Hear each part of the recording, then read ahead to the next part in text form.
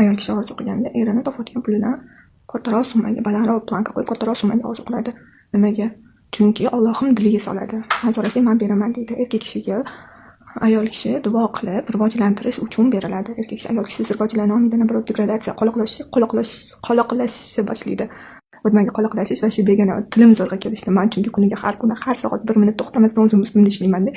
Erkak kishi xafa bo'ladi. Anaqa ustimdan kulyaptimi yo boshqasini topganmi, o'shani puliga orzu qilyaptimi deb o'zi noto'g'ri xayolga ketadi. Erkak kishi aslida unaqa emas.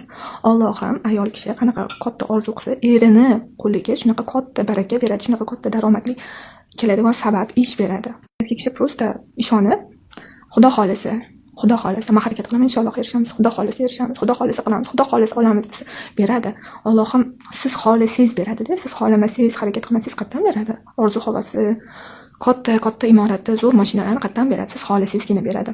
Mana ham turmush o'rtog'im mashina olishlari kerak edi, sotvordilar deb. Keyin jentra qarab yuruvdilar.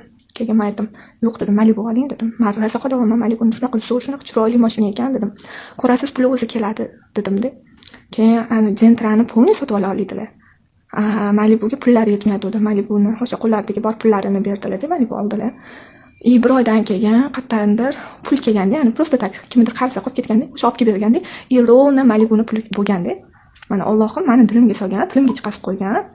O'sha narsani yetkazgan Allohim harakat qilganlarida. O'sha mashinani olib kelib, uyga birinchi bo'lib, bu seni orzuying, sen o'tirib, sen haydab bergan deganlar. O'shani birinchi menga haydatganlar. Agar nimadir narsa olsalar, birinchi onalaridan duo olib kelardilar-da. Bu meni orzuyim bo'lganicha o'tir, birinchi sen anaqa qilgan haydagan, bu seni orzuying deganlar-da. U shunaqa zo'r, shunaqa barakali mashina bo'lgan. Undan keyin shunaqangi ko'p ishlari o'xshab ketgan.